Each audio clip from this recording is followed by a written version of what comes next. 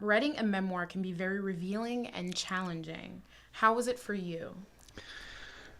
Revealing and challenging any long work would be. The memoir is to the essay what the novel is to the short story, the long distance runs. The challenge, certainly, you do reveal something of yourself because you're the I and there's no getting away from it. But the challenge is in figuring out what it is you need to write and how to write it. And it's every writer's challenge in every genre. As for the personal revelation, I, I wrote a childhood memoir, and I'm not that kid anymore. He's a version of me, and a version of me only in the sense that I am writing about it. He's not a version of me who sits down to dinner or does the laundry or anything like that. So he's a character. And I'm not there to see and hear what he's privy to, and I'm not in his head. So my challenge as the narrator, and the truth is, I am the adult narrator sitting at a desk writing a memoir. Well, the revelations really are ways of figuring out what you don't know. It isn't confession. This happened to me, and I have to tell you, and it hurt, and all that. I think it has to serve some larger narrative and conflict too, because I think that even the memoir needs a conflict the way fiction does too. Your main character is pushing against something, or it's not going to be very interesting. But the difference in writing a memoir and writing anything else is that the I,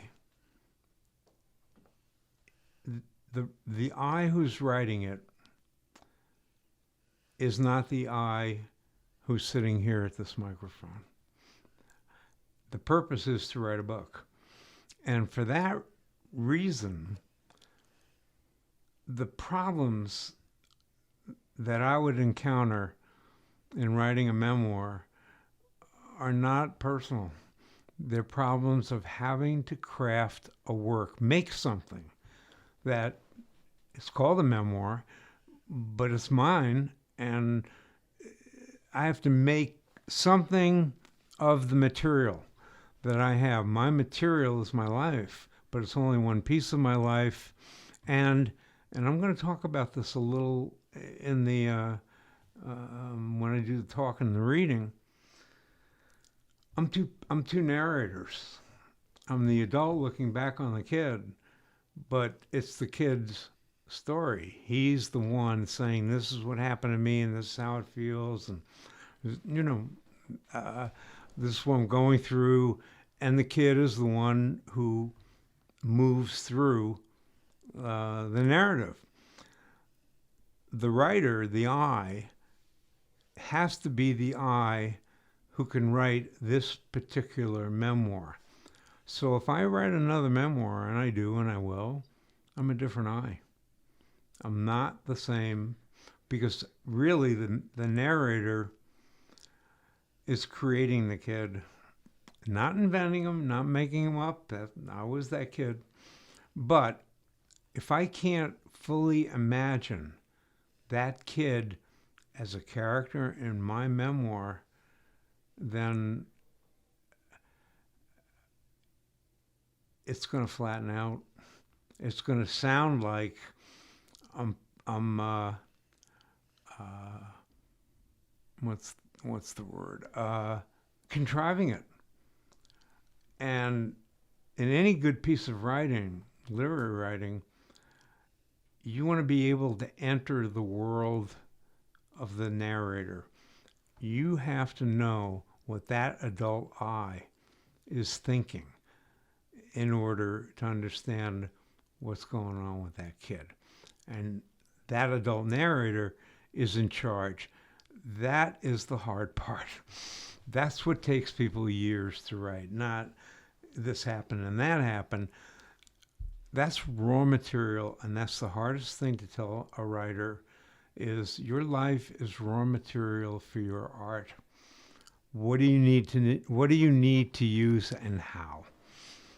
So we're not talking about this being a piece of fiction, but none of this happened in the time frame that you are saying it happened in. And that's the truth. And so when people try to attack memoir for, being made up, well, you have to imagine it. But by imagining it, I mean understanding it. Imagination is as analytical a tool as straight analysis, because you have to create something, and you're trying to understand it by, I don't mean making it up. There's a lot of definitions of imagination, but a memoirist is going to use it not to fudge or cheat. And the other piece of it is you have to be accurate in terms of setting, time, place, history. That's all fact check. That's all journalism. That's all research. But what goes on in the mind of the writer, what goes on in the process of trying to write, nobody can fact check that. This is your mind working to try to find a way to make something coherent out of this material that is to a large extent autobiographical, but my dreams are too. So, I mean, there's a very fine line between it, but this is not fiction.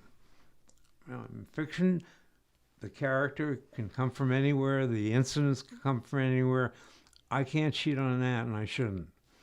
But if I let it hold me down, I got to get this memory, and this one, and this one, and this happened this way.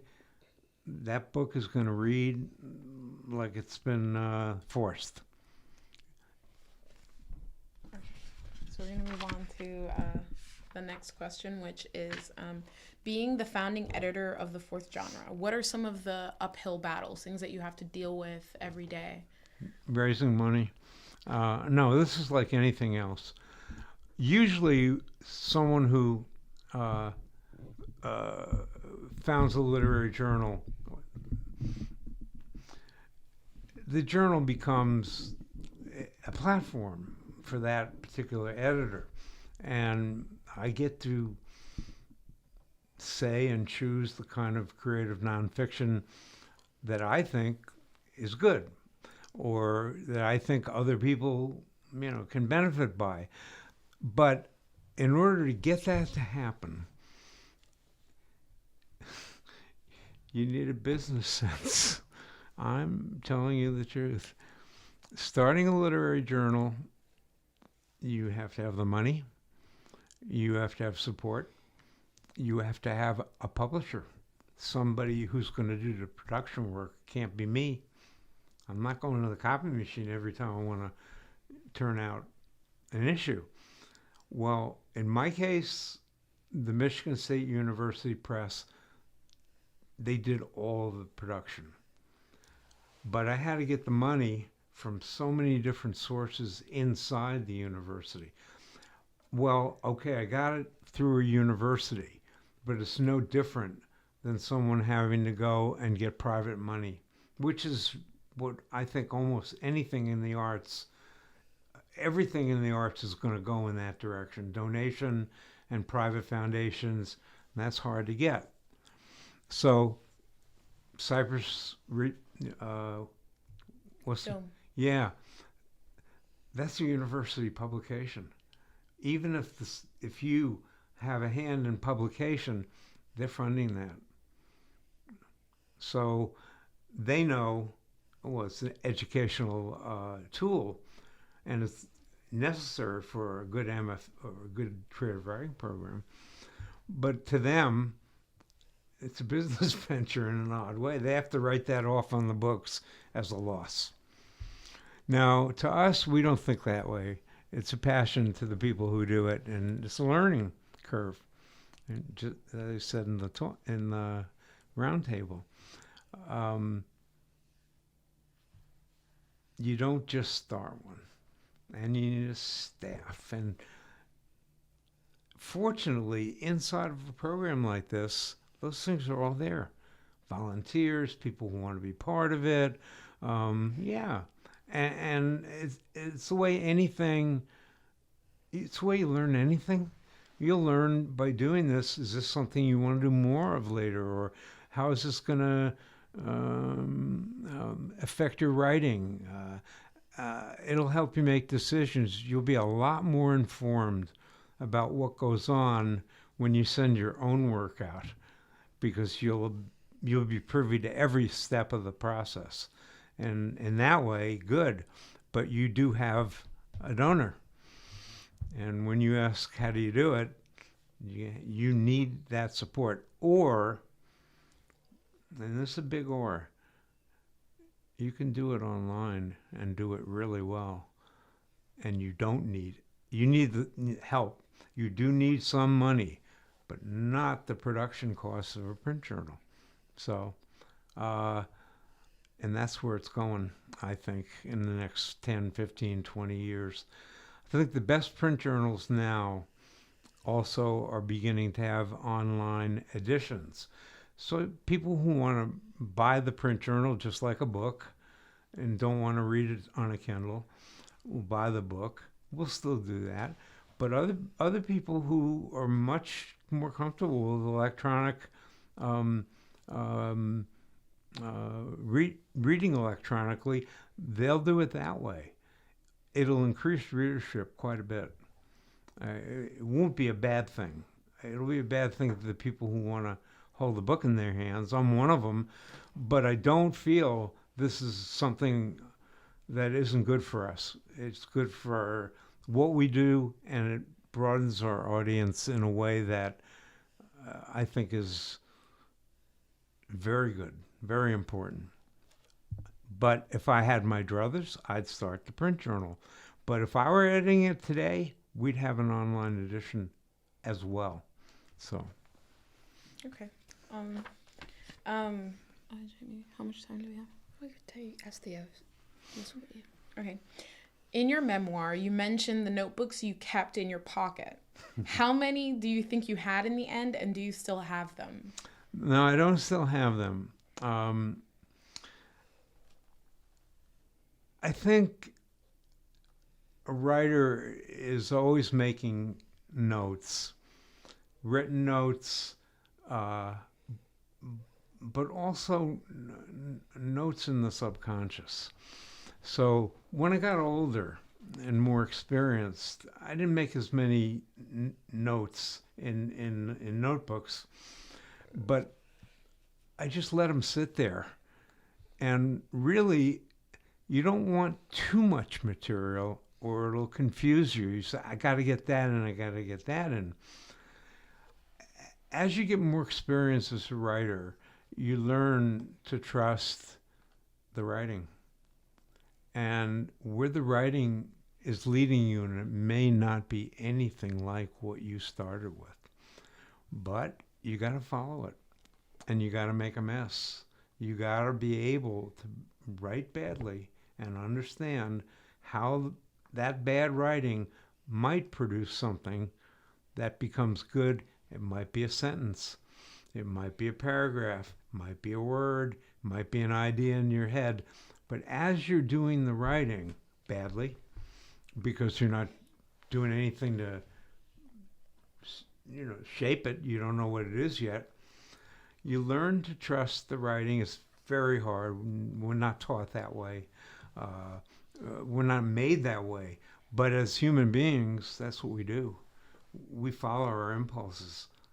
We have a rationale too, but at the same time, there are certain things that compel us.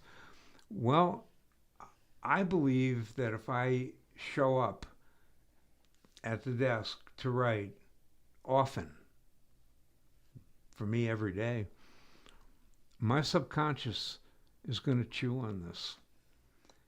And at some point, it's going to come up with things that I couldn't come up with consciously. When I'm jogging, when I'm in the shower 3 months later, where'd that come from? Well, that came from a long thought process that is still going on, but it isn't visible and it isn't something I can copy down. It takes me a long time, even knowing that, to trust the subconscious and trust the writing. I will make a mess for a long time until I find what it is I'm writing about. Once I've got that, and that could take months, years sometimes for me, a book, I'll cut everything away that got me there. That's where the bad writing becomes helpful. You could not have found that kernel, that digression, really, without writing your way to it. And most people can't or won't do that because it looks bad. On the page, it looks like awful. But it's really just generating material. You're thinking out loud on the page, and the thing that hurts most writers, and I can say this as an editor and a writer, is that they shape their work too soon. Before they really know what it is that it's about, they start structuring it. And then they know, while they're doing it, this isn't working. But the tendency is, to take the material, and part of it is because you're writing it under a deadline, you're writing it for a grade, there's a whole bunch of reasons. But it isn't the way a writer on his or her own works. We work slowly, and we work discursively. We don't work linear. Even if our storyline is linear, that's not our thinking. Our thinking as human beings is all over the map.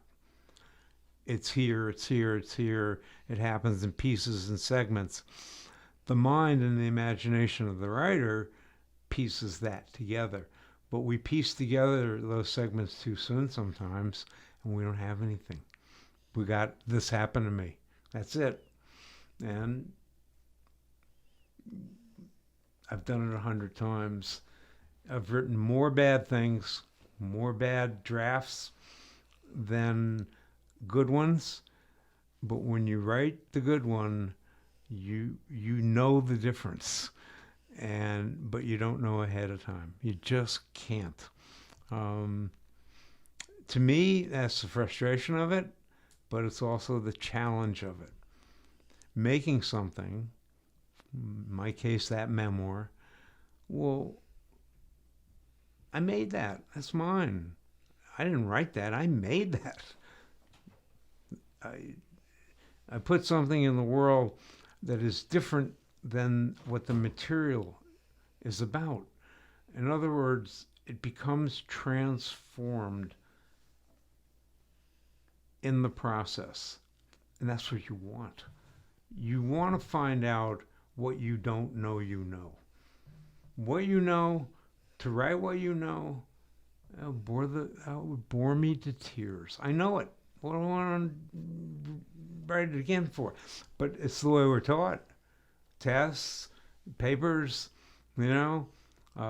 research, do it, and then write what you learned or write what you know. Well, that's good for research. It's good for journalism, but for an imaginative form, no. You've got to really let your fullest self has to be engaged, not just this thing called I. Everything you've ever done, everything you've ever thought, everything you've ever learned is part of a full presence. You won't use it and you don't even know what it is, but you're operating more, you're a three-dimensional character, and the character cannot avoid commenting, uh, uh, um, revealing. You're trying to make sense of something through language that you probably can't make sense of any other way. A musician will make sense of his or her inner impulses with an instrument or with the voice. My wife's a painter. She uses materials and a canvas, but she's still trying to get everything to work, to come together. And that's her mode. She's visual, I'm not. Dancers, through the interpretation, through the movement. Theater, actors, same thing. And in the end, what I think we're talking about is fine arts. This is not just writing. Piece of fiction, that's a fine art. It didn't exist until you did it. A good one. Poetry, this creative nonfiction, those are as much fine arts as dance or painting or composing music. So, long answer.